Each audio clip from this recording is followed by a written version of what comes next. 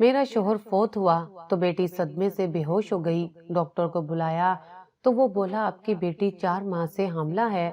ये खबर सुनकर मुझ पर कयामत टूट पड़ी। मेरी बेटी बगैर निकाह के कैसे माँ बन सकती थी। मैंने उसे झिंझोड़कर पूछा कि बता सब किसने किया, तो वो अपने मरे हुए बाप की तरफ इशारा करती। मैं उसका अबॉर्शन करवाने के लिए उसे अस्पताल ले जाने लगी तो बेटी मुझे एक बंगले पर ले गई। मैं अंदर दाखिल हुई तो सामने बैठे शख्स को देखकर मेरा कलेजा मुंह को आ गया, क्योंकि वो तो मेरा। मैं पीछे दीवार के साथ टेक लगाए बैठी थी और बड़े ही गौर से फरहत को देख रही थी। मुझे वो ठीक नहीं लग रही थी। बार बार दिमाग में एक ही ख्याल आ रहा था, लेकिन मैं मुसलसल इस ख्याल को झटक रही थी। नहीं, ऐसे नहीं हो सकता, ये मेरा वहम है। वो गैर शादीशुदा है और ऐसी हालत तो किसी शादीशुदा औरत की होती है। जब मुसलसल एक ही बात मेरे दिमाग में जड़ पकड़ गई, तब मैंने लाहौल वला कुव्वता पढ़ना शुरू कर दिया कि मुझे ऐसे नहीं सोचना चाहिए। मगर फरहत, वो उसका बाप है तो क्यों एक जानिब चुपचाप खामोशी से बैठी है। वो रो नहीं रही थी, बस सहमी हुई सी बैठी थी। ये भी एक बहुत बड़ा सवाल था, क्योंकि जिनके बाप मरते हैं वो खामोशी से बैठकर मैयतें नहीं देखा करते, बल्कि धाड़े मार मार कर रोते हैं। अभी कुछ महीने हुए थे जब से वो दोनों बाप बेटी हमारे मोहल्ले में आकर शिफ्ट हुए थे। बाकी मोहल्ले वालों के साथ उनकी इतनी बातचीत नहीं थी, मगर चूंकि मेरे और उनके घर की दीवार एक ही थी तो हम दोनों अक्सर औकात बात वगैरह कर लिया करते थे। शुरू शुरू में वो मुझे बड़ी चुप चुप लगती थी। मैं उससे बातें करती रहती और वो कोई जवाब ही नहीं देती थी। कुछ दिन तो ऐसे ही चला जिससे मुझे अपनी बेइज्जती सी महसूस हुई। लेकिन मैं थी सदा की मुंह फट, सो मैंने सीधे साधे अंदाज में पूछ ही लिया, देखो, अगर तुम्हें मुझसे बात करना अच्छा नहीं लगता तो मैं तुमसे मुखातिब नहीं होती हूँ, मगर यूं खामोश रहती हो तो मुझे अपनी बेइज्जती लगती है। तब जाकर उसने इशारे से बताया कि वो बोल नहीं सकती और गूंगी है। ये बात सुनकर तो 2 रातें मुझे नींद ही नहीं आई। वो इतनी खूबसूरत थी कि कोई एक मर्तबा उससे देखता तो दोबारा नजर जरूर डालता था, लेकिन किस्मत की सितम जरीफी कि वो बोल नहीं सकती थी। मुझे उस पर बहुत ज्यादा तरस आया। खैर, फिर उसके बाद भी मैं ही बातें करती थी। वो इशारों से मुझे कुछ बताने की कोशिश करती, मगर मुझे कभी भी उसकी कोई बात समझ नहीं आई। अलबत्ता मैं इस बात में सर जरूर हिला देती कि उससे बुरा ना लगे। मैं उसकी कोई भी बात समझ नहीं पा रही थी। अब जब उसके बाप की वफात हुई थी तब भी वो बड़ी संभली हुई लग रही थी, जिस पर मुझे हैरत तो हुई, लेकिन मैंने ज्यादा ध्यान नहीं दिया। दूसरी जाने मोहल्ले की ड्रामेबाज खवातीन दाने मार मार कर रो रही थी, जैसे बाप फरहत का नहीं उनका गया हो। उस पर मुझे हंसी तो बहुत आई, मगर अब क्या फोतकी पर बैठकर हंसती, सो खुद पर जब्त कर लिया। जब जनाजा उठाने लगे तब भी मैंने देखा कि फरहत ने आगे बढ़कर एक मर्तबा भी उन्हें नहीं रोका और एक जानिब खामोशी से जैसे बैठी थी वैसे ही बैठी रही। उसकी आंखों के नीचे काफी हल्के पड़े हुए थे और कमजोर भी बहुत लग रही थी। उसे मैं डॉक्टर के पास लेकर जाऊंगी, दिल ही दिल में ये सोचकर मैं घर की जानिब जाने लगी, क्योंकि जनाजा चला गया था। जैसे ही मैं दरवाजे में पहुंची तो पीछे एकदम से शोर मच गया और औरतें एक जगह जमा हो गईं। मैं भी तजस्सुस के हाथों मजबूर होकर वापस पलटी कि देखूं आखिर यहाँ हुआ क्या है, मगर जो देखा वो मेरी तवक्का के ऐन मुताबिक था। सामने फरहत बेहोश पड़ी थी, नीचे लटकी हुई थी। ये तो होना ही था, चाहे वो जितना भी गम बर्दाश्त कर लेती, मगर बाप का दुख तो दुख ही होता है। सब खड़ी बेचारी बेचारी कर रही थी, मगर किसी ने भी इतनी जहमत नहीं की कि कहीं उसे डॉक्टर के पास ले चले। सो मैंने पहले सोचा कि डॉक्टर को घर पर ही ले आती हूँ, फिर सोचा रहने देती हूँ, इन औरतों ने वहाँ भी इसे सुकून नहीं लेने देना है, सो उसे क्लिनिक ही पर ले चलती हूँ। ये सोचकर 1-2 लड़कियों की मदद से उसे मैं क्लिनिक पर लाई तो डॉक्टर ने उसे देखते ही अपना शुबा जाहिर कर दिया कि मुझे तो ये लड़की हामला लगती है, बाकी एक मर्तबा चेक भी कर लेती हूँ मैं। उसने चेक किया तो चौंक कर बोली, ये तो 4 माह की हामला है और बच्चा भी कमजोर सा दिखाई दे रहा है। ये सुनकर तो मेरे होश ही उड़ गए, क्योंकि जब से वहां से यहाँ पर आई थी उसने कभी नहीं बताया था कि वो शादीशुदा है या ऐसी भी कोई बात। میں نے اسے غیر شادی شدہ ہی سمجھا تھا، لیکن پھر یہ 4 ماہ کا بچہ یہ کہاں سے آ گیا؟ وہ ابھی تک خاموش تھی، جس کے پیش نظر ڈاکٹر نے اسے ڈرپ لگا دی اور ہدایت دی کہ جب ڈرپ ختم ہو تبھی گھر لے کر جانا، اس سے پہلے مت جانا۔ میں بھی خاموشی سے وہیں بیٹھ گئی۔ اگر اس کا کوئی اور سہارا یا رشتے دار ہوتا تو میں اسے وہاں چھوڑ کر چلی جاتی، مگر اس وقت وہ بے بس اور مجبور تھی۔ بھلے سے وہ گنہگار بھی تھی، مگر مجھے اس کی مدد کرنی تھی۔ کافی دیر بعد جب ٹرپ ختم ہوئی تب جا کر فرحت کی آنکھ کھلی۔ میں اسے وہاں سے گھر لے آئی۔ دل میں طرح طرح کے خیالات آ رہے تھے، مگر میں ابھی فی الوقت اس سے پوچھنا نہیں چاہتی تھی، کیونکہ کچھ دیر پہلے ہی تو اس کے باپ کا جنازہ یہاں سے اٹھا تھا۔ گھر جا کر میں نے اسے ایک نیند کی گولی دے کر سونے کے لیے لٹا دیا اور خود اپنے گھر آ گئی۔ ابھی کچھ ہی دیر ہوئی تھی مجھے اپنے گھر آئے جب ہلکا ہلکا شور سنائی دیا۔ واپس جا کر دیکھا تو وہ جاگ رہی تھی اور بری طرح سے گھبرائی ہوئی تھی، گویا کسی ڈراؤنے خواب سے جاگی ہو۔ کیا بات ہے فرحت، ایسے کیوں کر رہی ہو؟ کچھ چاہیے کیا؟ یہ سن کر وہ میرے گلے سے لگ کر بہت روئی۔ میں نے اسے بامشکل چپ کروایا تو اس نے دراز میں سے ایک تصویر نکال کر میرے سامنے کر دی اور اس پر ہاتھ مار مار کر اشارے کرنے لگی۔ میں سمجھ سکتی تھی اسے اپنے باپ کی کمی محسوس ہو رہی ہے، تبھی تو وہ یہ سب کچھ کر رہی ہے۔ میں اسے جتنی تسلی دے سکتی تھی دیتی رہی، پھر اٹھ کر اسے کھانا بھی اپنے گھر سے لا دیا، جسے کھانے کے بعد وہ کافی حد تک پرسکون ہو کر واپس لیٹ گئی۔ پھر میں نے اس سے وہی سوال پوچھا جو میرے دل میں کتنی دیر سے کل بلا رہا تھا۔ اسے سنائی صاف دیتا تھا، یہ بات میں جانتی تھی۔ سو تحمل سے بات شروع کرتے ہوئے کہا، جانتی ہو کچھ دیر پہلے تم بے ہوش ہو گئی تھی۔ اس نے اس بات میں سر ہلایا تو میں نے کہا، جانتی ہو ڈاکٹر نے کیا بتایا ہے؟ اس پر وہ ایک دم سے پریشان ہو گئی، مگر ساتھ میں ہی نفی میں گردن ہلانے لگی۔ تو میں نے اسے بتا دیا کہ تم 4 ماہ کی حاملہ ہو۔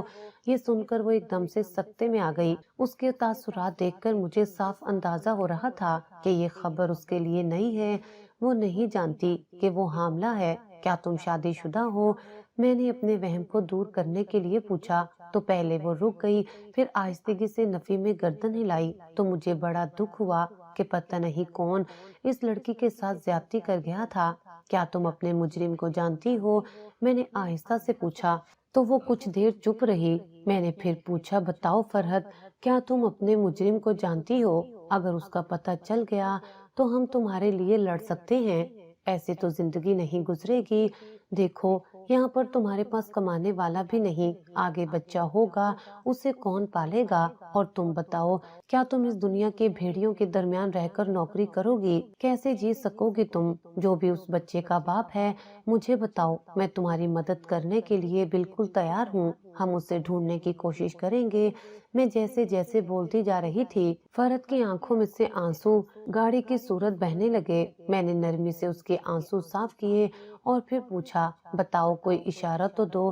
اس نے کانپتے ہاتھوں کے ساتھ اپنے باپ کی تصویر اٹھائی اور اس کی جانب اشارہ کرنے لگی، جسے دیکھ کر مجھے لگا شاید وہ کہہ رہی ہے کہ میرا باپ مر گیا ہے اور تم ایسے ایسے سوالات پوچھ رہی ہو۔ میں اس کی مدد کرنا چاہتی تھی، مگر تب تک یہ سب کچھ ممکن نہیں تھا۔ جب وہ اپنے مجرم کا نام بتاتی سو میں گہرا سانس لے کر اٹھ گئی اور نرمی سے کہا، چلو تم آرام کرو، کسی بھی چیز کی ضرورت ہو تو تھوڑا شور کر دینا، میں خود ہی آ جاؤں گی۔ میں جانے لگی تو دیکھا وہ تب بھی رو رہی تھی۔ پتہ نہیں وہ بے زبان لڑکی مجھ سے کیا کہنا چاہتی تھی۔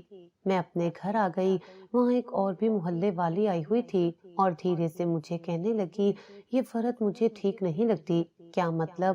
میں نے چونک کر پوچھا، حالانکہ میں اس کے ٹھیک نہیں والے مطلب کو اچھے سے سمجھ پا رہی تھی، کیونکہ ڈاکٹر کے پاس جانے اور تصدیق کرنے سے پہلے ہی مجھے بھی شک ہو گیا تھا کہ وہ حاملہ ہے۔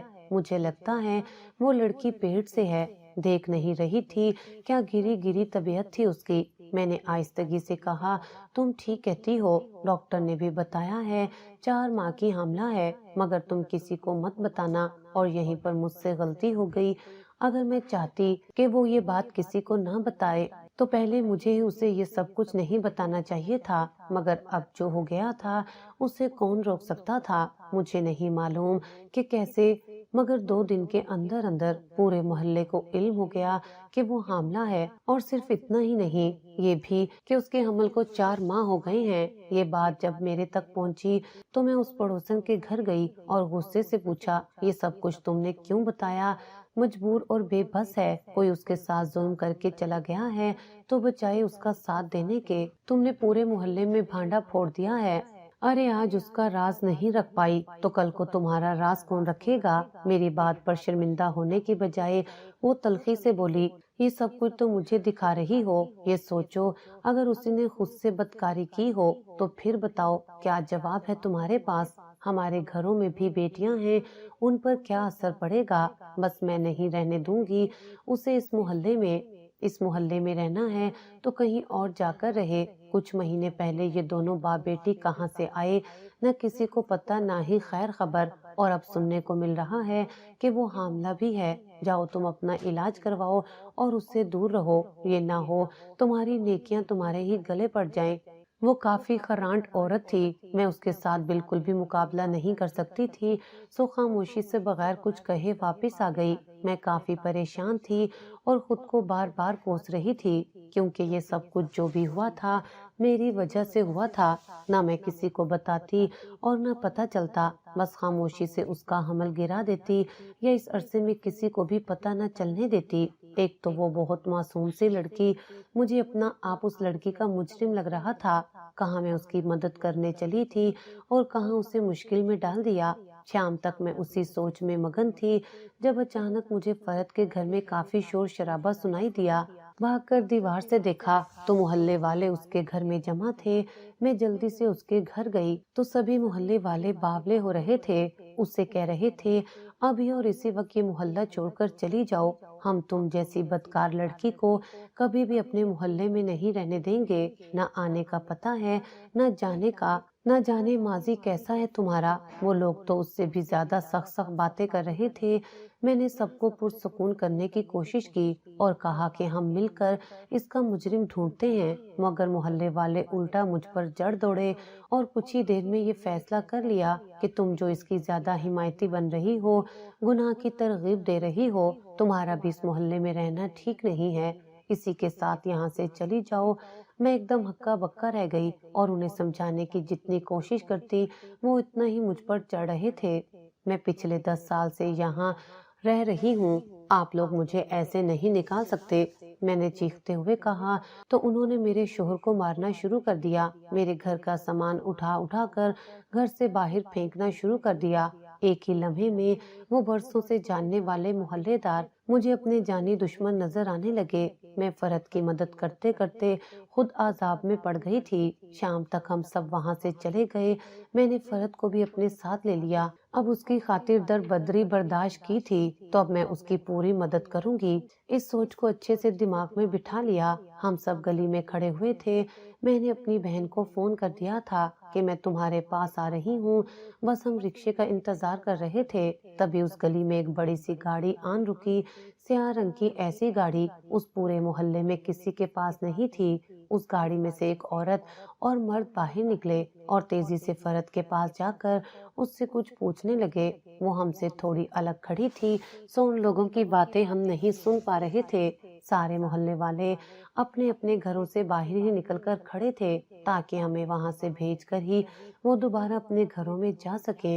वो मुझे भी इतनी आसानी से वहां से नहीं निकाल सकते थे। अगर मेरा घर किराए का ना होता, उन्होंने मालके मकान को अच्छी खासी धमकियां दी थी कि अगर उसने ये घर खाली नहीं करवाया तो अंजाम का जिम्मेदार वो खुद होगा। सो उसने ही हमें वहां से निकल जाने का बोला था। इसके अलावा हमारे पास कोई चारा भी नहीं था। लेकिन जब वो बड़ी गाड़ी वाली औरत और मर्द फरहत से बात करने लगे तो सब मोहल्ले वालों को सांप सूंघ गया। साफ दिखाई दे रहा था कि उनकी सकी बेटी गुम हो चुकी है। चलो हमारे साथ चलो, ये वो वाहिद जुमला था जो उस मर्द ने फरहत से कहा और हमें सुनाई दिया था, मगर उसने जाने से इनकार कर दिया। साथ मेरी जानिब इशारे से कुछ कहा तो वो औरत शायद समझ गई थी, तभी उसने मुझे और मेरे बच्चों को भी गाड़ी में बैठने का बोला। जब फरहत भी गाड़ी में बैठ गई तो वो औरत गुस्से से बोली, ये जो कुछ तुम लोगों ने किया है, याद रखना मैं तुम सब पर एफआईआर दर्ज करवाऊंगी। जब तुम्हें तुम्हारे घर से यूं पुलिस लेकर जाएगी तभी इतने ही पुरसकून रहना। समझ रहे हो ना तुम सब। उस औरत की बात पर अब भी वहाँ सन्नाटा था। फिर एक दो आदमी आगे बढ़े और कहा कि फरहत को उतार दे, हमें कोई मसला नहीं है इसके यहाँ रहने से, हम तो बाकी सबकी बातों में आ गए थे। उनकी देखा देखी और लोग भी घबराकर फरहत को वहाँ रहने के लिए कहने लगे, मगर वो औरत पहले से ज्यादा गुस्से में आ गई और कहा कि अब फरहत नहीं उतरेगी, सिर्फ पुलिस ही उतरेगी।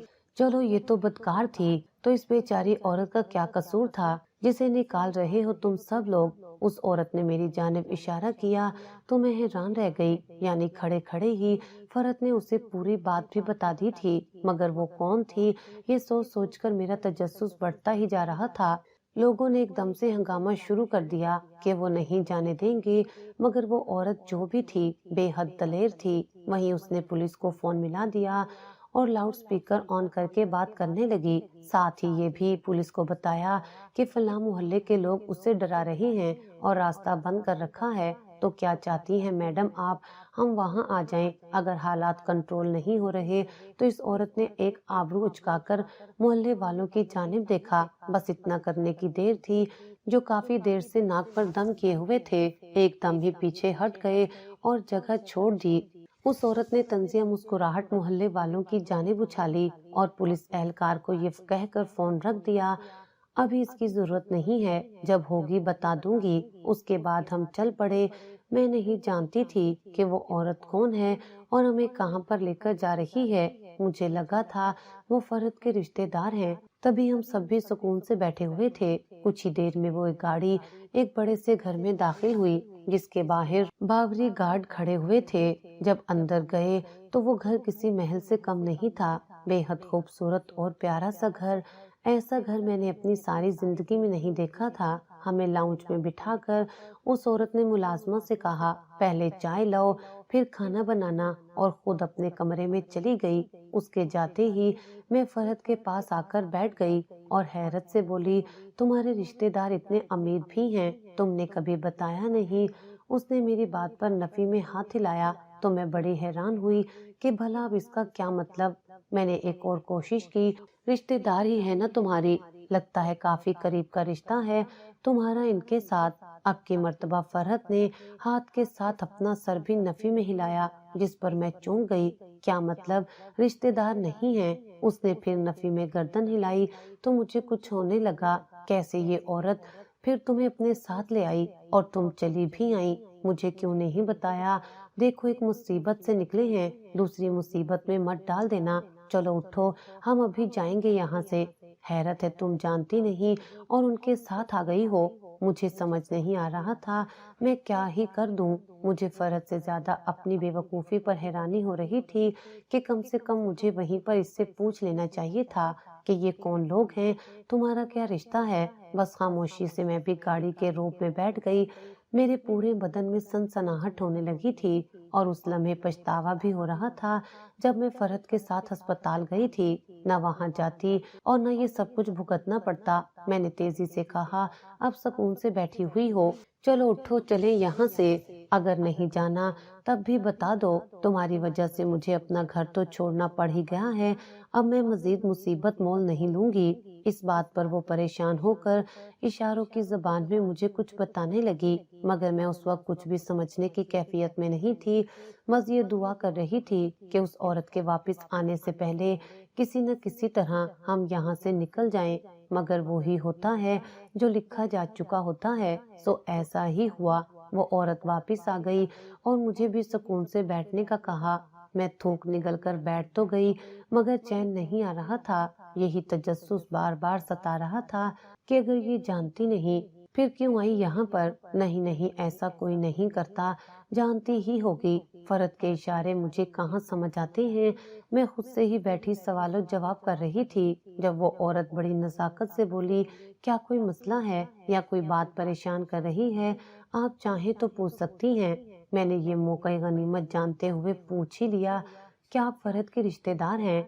इस बात पर पहले तो उसने मुझे चौंक कर देखा, उसके बाद हंसते हुए बोली, आपको फरहत ने कहा है मैं इसकी रिश्तेदार हूँ। मैंने नफी में सर हिलाया اور کہا نہیں وہ آپ نے ہماری مدد کی ہے تو صاف ظاہر ہے آپ اسے جانتی ہی ہوں گی۔ وہ عورت اب بھی مسکرا رہی تھی۔ نہیں میں نہیں جانتی، نہ فرحت کو نہ ہی آپ کو۔ اس نے تحمل سے اپنی بات مکمل کی تو میں چپ کی چپ رہ گئی۔ کچھ لمحوں بعد دوبارہ ہمت کر کے پوچھا، پھر آپ نے ہماری مدد کیوں کی؟ میرا مطلب ہے ایسے کوئی نہیں کرتا، محلے والے تو ہمارے خون کے پیاسے ہو رہے تھے۔ وہ عورت نرمی سے بولی، جی میں جانتی ہوں، اور یہ معاملہ میرے لیے نیا نہیں تھا، میں روز ایسے بہت سے معاملات دیکھتی ہوں۔ دراصل میرا تعلق ایک NGO سے ہے، ہم خواتین کی مدد کرتے ہیں۔ میں اپنے شوہر کے ساتھ جا رہی تھی، مجھے صورتحال دیکھ کر اندازہ ہو گیا تھا یہاں کچھ ہوا ہے۔ یہ تو اچھا تھا کہ معاملے کی سنگینی کا میں نے فرحت سے ہی پوچھا تھا، مجھے اشاروں کی زبان بھی آتی ہے تو آسانی سے اس کی بات سمجھ لی، ساتھ سب کو باور کروا دیا کہ وہ اکیلی نہیں ہے۔ میں اس عورت کی ذہانت پر دنگ رہ گئی۔ بہت شکریہ، آپ نے ہماری مدد کی۔ وہ سچ مچ بہت ماحول خراب کر رہے تھے۔ اس نے اس بات میں سر ہلا دیا۔ میں اسے فرحت کے متعلق بتانا چاہتی تھی مگر کیسے بتاتی؟ اس وقت فرحت وہیں پر بیٹھی ہوئی تھی اور یوں بات کرنا مجھے مناسب نہیں لگ رہا تھا۔ اسے ایک فون آ گیا جسے سننے سے پہلے وہ عورت نرمی سے بولی، آپ پریشان نہ ہوں، آپ یہاں پر محفوظ ہیں۔ مجھے فرحت کی کہانی جاننی ہے سو آپ کچھ دن ہماری انیکسی میں رہ سکتے ہیں۔ یہ ساتھ ہی الگ سے مہمانوں کے لیے ایک پورشن بنایا ہوا ہے، ملازم آپ کو وہاں لے جائے گا۔ مجھے ابھی ضروری کام سے باہر جانا ہے سو شام میں ہماری ملاقات ہوگی انشاءاللہ۔ یہ کہہ کر وہ چلی گئی، جبکہ میرے شوہر چاہ رہے تھے ہمیں وہاں نہیں رہنا چاہیے، مگر میں نے انہیں چپ کروا دیا کہ ہم جائیں گے بھی کہاں، پر وہ ایک سوشل خاتون ہے، اس کے بہت سارے کانٹیکٹ ہوں گے تو اگر ہم اس سے مدد مانگیں گے تو اچھا سا کرائے کا گھر بھی ہمیں وہ دلوا سکتی ہے۔ خیر ہم سب انیکسی میں آ گئے، ایک کمرہ میں نے فرحت کو دے دیا اور دوسرے کمرے میں ہم سب گھر والے رک گئے۔ اتنا کچھ ہو گیا تھا لیکن ابھی تک اس معامے پر سے پردہ نہیں اٹھا تھا کہ فرحت کے بچے کا باپ کون ہے۔ وہ بیچاری تو اب تک اپنے باپ کے غم میں ہی ہلکان تھی، پھر اچانک سے اس کے ساتھ یہ سب کچھ ہو گیا، کچھ صحیح سے پوچھنے کا موقع ہی کہاں ملا تھا۔ تقریباً شام میں ہم باہر آئے تو فرحت پہلے سے لان میں بینچ پر بیٹھی ہوئی تھی، وہ چہرے سے بہت زیادہ اداس لگ رہی تھی اور اس کے پاس جا کر میں بیٹھ گئی اور اس کی ماں کے متعلق پوچھا کہ وہ کب فوت ہوئی، مگر وہ فوتگی کی بجائے اور ہی طرح کے اشارے کر رہی تھی۔ کیا مطلب زندہ ہے تمہاری ماں؟ میں نے تکا لگاتے ہوئے پوچھا تو وہ اس بات میں سر ہلا کر رہ گئی۔ پھر کہاں ہے وہ تمہارے ساتھ کیوں نہیں ہے؟ کہیں تمہارے باپ نے تمہاری ماں کو چھوڑ تو نہیں دیا؟ ویسے بھی وہ تمہارے باپ کے مرنے پر بھی نہیں آئی تھی۔ میرے سوالات پر وہ چپ رہی۔ میں نے ایک دو مرتبہ پوچھا مگر اس کی چپ نہیں ٹوٹی تو میں بھی ادھر ادھر کی باتیں کرنے لگی۔ میں جانتی تھی اپنے زخم یوں دوسروں کے سامنے کھول کر رکھنا سبھی کے لیے ایک تکلیف دہ عمل تھا، لیکن وہ لڑکی بے زبان تھی، تبھی اس کے ساتھ اتنا کچھ ہو گیا تھا۔ کبھی دل میں خیال آتا اس کی شادی اپنے شوہر سے کروا دیتی ہوں، نیکی ہی ہوگی، لیکن اگلے پل بیٹھی خود کو ملامت کر رہی ہوتی کہ ایسا کیسے سوچ سکتی ہوں میں، کیا اس ساری دنیا کی نیکیاں کرنے کا ٹھیکہ میں نے ہی اٹھا رکھا ہے؟ اچھا کچھ دیر پہلے ایک نیکی کرنے کا انجام بھگت لیا نا، گھر سے بے گھر ہو گئی۔ میں وہاں ایک کونے میں بیٹھی اپنے آپ کے ساتھ ہی جنگ میں مصروف تھی، مجھے پتہ ہی نہیں چلا جب وہ خاتون آہستگی سے میرے پاس آ کر بیٹھ گئی اور باتیں کرنے لگی۔ میں بھی اسے چھوٹے چھوٹے سوالوں کے جواب دینے لگی۔ جانتی ہیں آپ جیسے ہی خواتین ہیں جن کی وجہ سے یہ دنیا ایک رہنے کے قابل جگہ بنی ہوئی ہے، اگر آپ فرحت کی مدد نہ کرتی تو کون کرتا؟ وہ میری تعریف کر رہی تھی جس پر مجھے خامخواہ شرمندگی ہو رہی تھی۔ تبھی میں نے اسے فرحت کے حاملہ ہونے والی بات بتائی تو وہ سوچتے ہوئے بولی، ہاں میں جانتی ہوں، وہاں سڑک پر بتایا تھا اس بچی نے کہ وہ حاملہ ہے اور سب اس پر بدکاری کا الزام لگا کر نکال رہے ہیں، تو آپ بتائیے کیا آپ جانتی ہیں اس کے ساتھ یہ سب کچھ کس نے کیا ہے تاکہ ہم جلد سے جلد اس کے مجرم تک پہنچ سکیں؟ میں نے نفی میں سر ہلا کر کہا، یہی تو بات ہے، ابھی تک اس کے مجرم کا کچھ پتہ نہیں چل پایا۔ مجھے اشاروں کی زبان سمجھ میں نہیں آتی اور فرحت کو اشاروں کے علاوہ بات کرنی نہیں آتی۔ جس روز مجھے یہ سب پتہ چلا تھا تبھی اس کے والد کی وفات ہوئی تھی۔ میں جب بھی یہ سوال پوچھتی تھی وہ رونے لگ جاتی تھی، سو میں نے زیادہ زور نہیں دیا۔ آپ چونکہ اس کی بات کو اچھے سے سمجھ لیتی ہیں تو میں چاہتی ہوں کہ آپ ہی اس سے یہ بات پوچھیں۔ انہوں نے مسکرا کر میری طرف دیکھا اور کہا، آپ جانتی ہیں کہ آپ ایک عظیم عورت ہیں۔ آپ نے ایک لڑکی کی مدد کی خاطر اپنے گھر بار کو چھوڑا، کتنا کچھ برداشت کیا۔ آپ جیسی عورتوں کی وجہ سے ہی نہ جانے کتنے لوگ پرسکون ہیں۔ اگر آپ چاہیں تو ہماری NGO جوائن کر سکتی ہیں، کیونکہ مجھے آپ کے اندر کام کرنے کا پوٹینشیل دکھائی دے رہا ہے۔ اس خاتون نے بڑے پیارے لہجے میں یہ بات کی تھی جس سے میرے اندر اعتماد ایک دم سے بڑھ گیا، مگر میں نے کوئی بھی فیصلہ کرنے سے پہلے کہہ دیا، اپنے شوہر سے پوچھ کر بتاؤں گی۔ انہوں نے بھی زیادہ اصرار نہیں کیا، کیونکہ ہمارے معاشرے میں کوئی بھی کام شوہروں کی اجازت کے بغیر نہیں ہوتا۔ اچھا چلے کرتی ہوں میں بات فرحت سے، انشاءاللہ ہم اس مسئلے کا بھی کوئی نہ کوئی حل نکال لیں گے، اور آپ پریشان نہ ہوں، یہاں جتنے دن چاہیں رہ سکتی ہیں۔ جب حالات ٹھیک ہوں گے تو پھر آپ جہاں جانا چاہیں جا سکتی ہیں۔ یہ کہہ کر وہ وہاں سے چلی گئی۔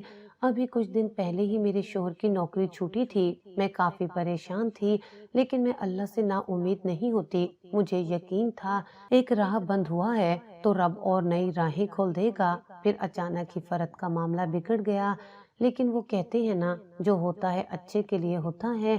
کبھی میں نے سوچا تھا کہ میں بھی ایک NGO میں کام کروں گی۔ یہ سوچ سوچ کر مجھے اندر ہی اندر بے حد خوشی ہونے لگتی ہے، اور میں جلدی سے اپنے شوہر کی طرف چل پڑی تاکہ انہیں بتا سکوں۔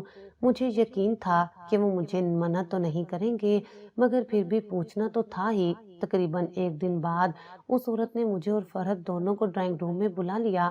ہم وہاں گئے تو اس نے بڑے سادہ لہجے میں بات شروع کی اور فرحت سے پوچھا کہ بیٹا، جب تک تم اپنی کہانی ہمیں نہیں بتاؤ گی ہم کچھ بھی نہیں کر سکتے۔ یہ کس نے کیا تمہارے ساتھ، کھل کر بتاؤ، دیکھنا ہم اس کے خلاف کارروائی ضرور کریں گے۔ فرحت خاموش رہی۔ اس عورت نے زور دیا تو وہ نفی میں زور زور سے اپنا سر ہلانے لگی۔ فرحت، سمجھو بات کو، دیکھو وہ جو کچھ بھی پوچھ رہی ہے تم انہیں بتاؤ۔ میں نے سنجیدگی سے کہا، مگر وہ کوئی جواب دینے کی بجائے وہاں سے اٹھ کر چلی گئی۔ اس کے جاتے ہی میرے دل میں عجیب و غریب خیالات اور شک و شبہات سر اٹھانے لگے۔ آیا کیا اس سب میں فرحت بھی شامل تھی؟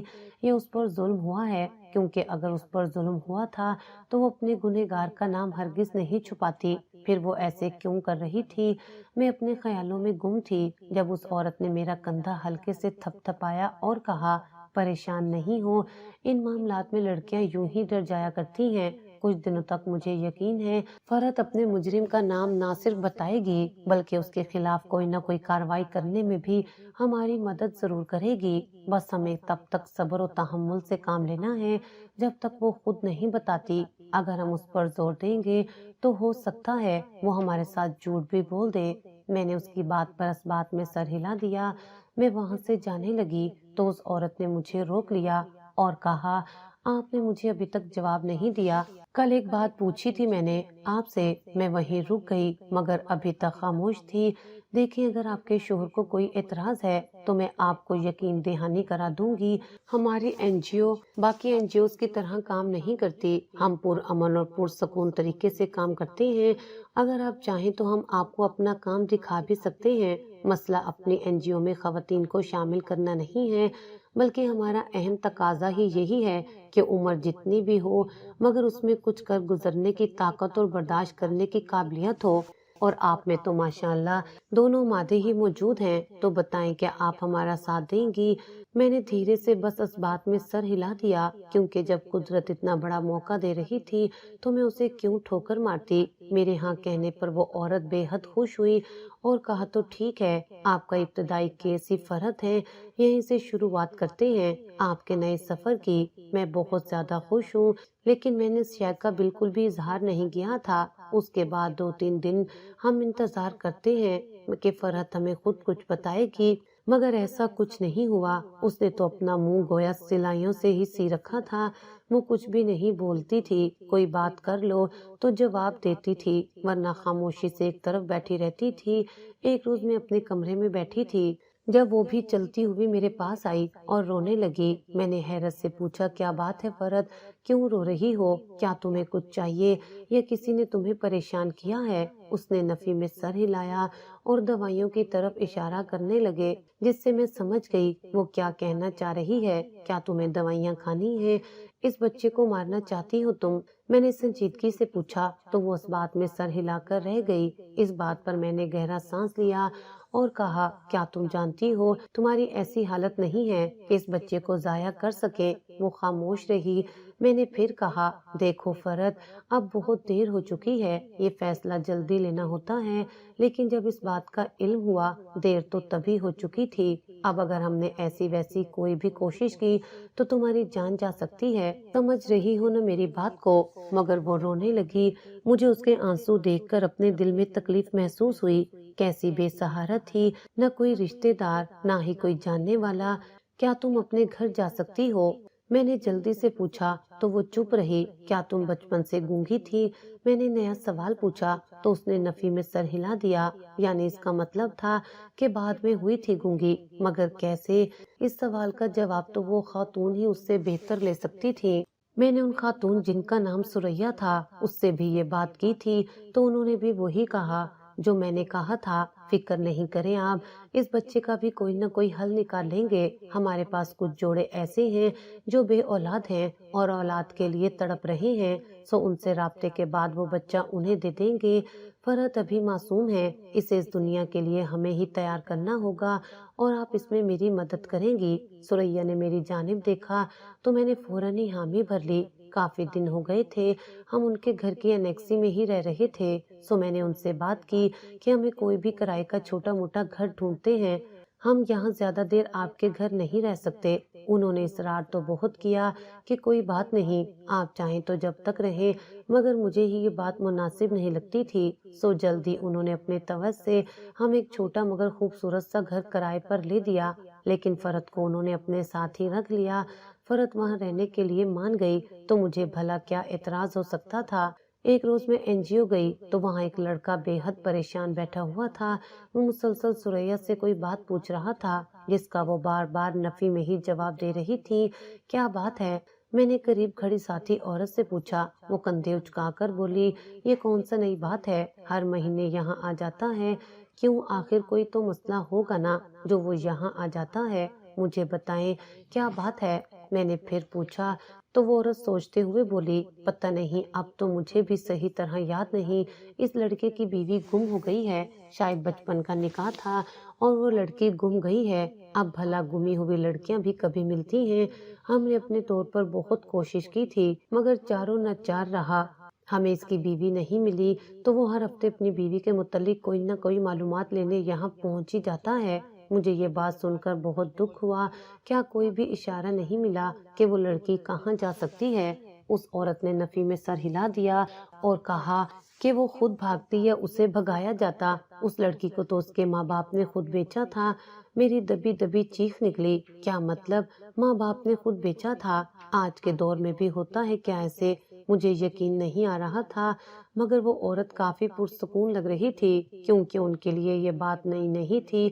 وہ ایک دن کے ایسے نہ جانے کتنے کیس دیکھتی تھی۔ سریا اس لڑکے سے بات کر کے وہاں سے چلی گئی تو میں ہمدردی کے زیر اثر اس کے پاس جا کر بیٹھ گئی اور کہا مجھے بتاؤ پوری بات، ہو سکتا ہے میں تمہاری کچھ مدد کر دوں۔ میں نے آپ کو یہاں پہلے کبھی نہیں دیکھا، ہو سکتا ہے آپ نئی ہیں، یہاں موجود سینئر خواتین کچھ نہیں کر پا رہی تو آپ کیا کر سکتی ہیں بھلا؟ وہ تیکھے لہجے میں بولا تو میں خاموش ہو گئی کیونکہ وہ بالکل ٹھیک کہہ رہا تھا نا تو میرے اتنے رابطے تھے، نہ ہی میرے پاس اتنے ذرائع تھے کہ میں اتنے لوگوں کی ناکام کوشش کے باوجود اس لڑکے کی بیوی کو ڈھونڈ سکوں۔ میں وہاں سے جانے لگی تو وہ لڑکا سرگوشی کے انداز میں بولا اگر مجھے میری بیوی نہیں ملی تو میرے والدین میری دوسری شادی کر دیں گے، جو کہ میں بالکل نہیں کرنا چاہتا۔ تم کہاں چلی گئی ہو زرش؟ مجھے اس لڑکے پر بہت ترس آیا لیکن آخر میں اس کی کیا ہی مدد کر سکتی تھی۔ دیکھو بچے، میں زیادہ لوگوں کو نہیں جانتی، میرے پاس اتنے زیادہ اختیارات بھی نہیں ہیں، میں ایک عام سی گھریلو عورت تھی जो एक हादसे के बायस यहाँ काम करने लगी, लेकिन मैं कोशिश करूंगी। अगर तो तुम मुझे अपनी कहानी बता दो तो मैं अपनी पूरी कोशिश करूंगी जैसे तैसे भी तुम्हारी मदद कर सकूं। और अगर ऐसा ना हुआ तो फिर बेटा तुम्हारे अपने नसीब हैं, मैं इनमें कुछ भी नहीं कर सकूंगी। अगर एक दफा यकीन करके तो देखो। अभी हम दोनों बात कर ही रहे थे जब सुरैया वहां आ गई। हम दोनों को बात करते हुए सुन लिया, जिस पर नरमी से बोली, ये ठीक कह रही है जमशेद, मदद तो जितनों के लिए जा सके उतना ही अच्छा होता है। अभी तो एनजीओ के बंद होने का टाइम हो चुका है, तो तुम इस तरह करो, मेरे घर आ जाओ और आप भी मेरे साथ ही मेरे घर चले। वहाँ हम एक छोटी सी मीटिंग करते हैं। मैं आपको पूरी सिचुएशन बता देती, क्योंकि हमारे पास और भी बहुत सारे केस पड़े हैं और आप इस केस को अपने तौर पर हैंडल कर लेती। बाकी जो कुछ भी आपको चाहिए होगा वो हम मुयस्सर करेंगे। पहली बात सुरैया ने जमशेद से की और दूसरी बात मुझे मुखातिब करते हुए मुझे बड़ी खुशी हुई, क्योंकि वो आम औरतों की तरह बुग़्ज़ नहीं रखती थी। उन्होंने बड़े अंदाज में सारा मामला संभाल लिया था। तब तक एनजीओ भी बंद हो गई, जिसके बाद जमशेद अपनी गाड़ी में और मैं सुरैया की गाड़ी में उनके घर आ गई। वो हमें सीधा ड्राइंग रूम में ले गई और वहां जाकर मुझे जमशेद के केस की ब्रीफिंग देने लगी कि इसका बचपन में ही अपनी तायाजाद के साथ निकाह हो चुका था। वो पठान है और पठानों में ऐसा बहुत आम है कि पठान यहाँ के पंजाबियों को अपनी बेटियां बेच देते हैं, लेकिन उनके खानदान में ऐसी वैसी कोई भी रस्म नहीं थी। जर्श के घर के हालात एकदम से ही बिगड़ गए। वहाँ के किसी सरदार ने उनकी जमीनों पर कब्जा वगैरह कर लिया और कहा कि इतनी रकम मुझे दोगे तो आप लोगों की जायदाद छोड़ूंगा। ये बेचारे हर तरह से कोशिश करते रहे, मगर कुछ भी नहीं हो सका। इन सब के घर का सारा दारोमदार उसी जमीन पर था जो उस सरदार ने अपने कब्जे में ले रखी थी। तभी किसी तरह से जर्श के वालिद ने छुपकर उसे एक पंजाबी को बेच दिया और इस बात की भिनक किसी को भी नहीं होने दी। सबको एक ही बात कही कि वो किसी रिश्तेदार के घर गई है। जिस रिश्तेदार का नाम उन्होंने बताया था, जमशेद की उनसे मुलाकात हुई तो उन्होंने नाइल्मी का इजहार किया कि हमें तो जर्श की कोई खबर नहीं है, ना ही लाला ने उसे हमारे यहाँ छोड़ा है। ये खबर फैलते ही पूरे खानदान में एक कोहराम मच गया, जबकि दूसरी जानिब जर्श का बाप चुप था। वो किसी के भी सवाल का जवाब नहीं दे रहा था। सूरत हाल जब बिगड़ने लगी और जमशेद के घर वालों ने उनकी छोटी बेटी को उठाने की धमकी दी, तो उसके बाप ने बताया वो कुछ लाख में अपनी बच्ची को बेचकर जमीन वापस हासिल कर चुका है। चूंकि ये पठान थे, इनका गैरत का मामला भी था और जमशेद की जानिब से मोहब्बत का भी। उन्होंने अपने तौर पर उस पंजाबी की खोज लगाने की बहुत कोशिश की, मगर जो पता उसने बताया था वो भी झूठा था। वो जर्श को लेकर लोगों के समंदर में एकदम से गायब हो गया था। पुलिस की मदद ली गई तो पता चला जर्श का अभी तक शनाख्ती कार्ड भी नहीं बना, वरना उससे ही कोई मदद हो जाती। फिर ये जमशेद हमारे पास आया। हमने भी अपने तौर पर बहुत कोशिश की, मगर कुछ भी हाथ नहीं लगा। एक वो केस होता है जिसका सारा डाटा मौजूद होता है तो बंदे का पीछा करना बिल्कुल भी मुश्किल काम नहीं होता, मगर जिस केस में कोई डाटा ही ना हो, पेपर वर्क के बगैर सारा कामकाज किया गया हो, उसमें हम क्या ही मदद कर सकते हैं। सुरैया बोलकर चुप हुई। जमशेद भी अपनी जगह खामोश था। शाम तो मुझे भी सूंघ गया था, क्योंकि मैं जितनी पुरएतमाद बन रही थी, मेरा सारा एतमाद उड़न छू हो गया था। वो इतने असर और रासूख वाले लोग थे, मगर जब वो कुछ नहीं कर सके तो मैं क्या ही कर सकती थी। आप बताएं, क्या आप ये केस हल कर सकती हैं? सुरैया ने मुझसे पूछा। इससे पहले मैं जवाब देती, मुझे किसी शय के गिरने का शोर सुनाई दिया। हम तीनों ने मुड़कर देखा तो ड्राइंग रूम के दरवाजे के बाहर फरत बेहोश पड़ी हुई थी।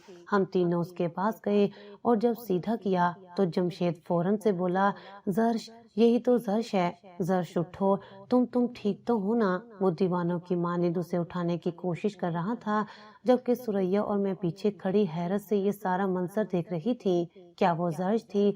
मेरे दिल ने पूछा तो दिमाग ने उसे फौरन ही झटक दिया।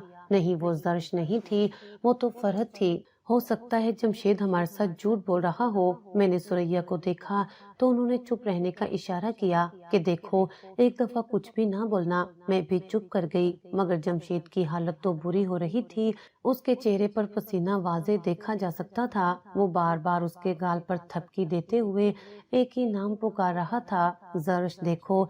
آج میں منت مان کر آیا تھا کہ کاش تم مجھے مل جاؤ، اور کتنی جلدی میری منت پوری ہو گئی۔ اٹھو زرش، وہ پاگل ہو رہا تھا۔ سوریا نے نرمی سے اس سے پیچھے ہٹایا اور سہارا دے کر فرحت کو صوفے پر لٹانے کے بعد ڈاکٹر کو بلوایا تو اس نے بتایا کہ بچی کا بلڈ پریشر بہت ہائی ہو گیا تھا، ایسی حالت میں یہ نارمل ہے۔ ڈاکٹر کے جانے کے بعد جمشید دیوانوں کسی کیفیت میں بولا، ایسی حالت مطلب کیا یہ حاملہ ہے؟ اس کے پوچھنے کی ضرورت نہیں تھی، فرحت کا بڑا ہوا پیٹ ہی خود یہ سب کچھ بتا رہا تھا۔ یہ کہاں ملی آپ کو؟ میں نے اسے بتایا کہ یہ زرش نہیں فرحت ہے، تو وہ مضبوط لہجے میں بولا، کیا کوئی اپنی بیوی کو پہچاننے میں بھی غلطی کر سکتا ہے؟ جب وہ ہوش میں آئی تو جمشید کے گلے سے لگ کر زاروں قطار رونے لگی۔ وہ اس سے بات کر رہا تھا مگر وہ مسلسل روئے چلی جا رہی تھی۔ تم کچھ بولتی کیوں نہیں؟ بتاؤ ان سب کو، تم ہی میری زرش ہو۔ جمشید نے سختی سے کہا تو میں نے اسے بتایا کہ وہ بول نہیں سکتی، گونگی ہے۔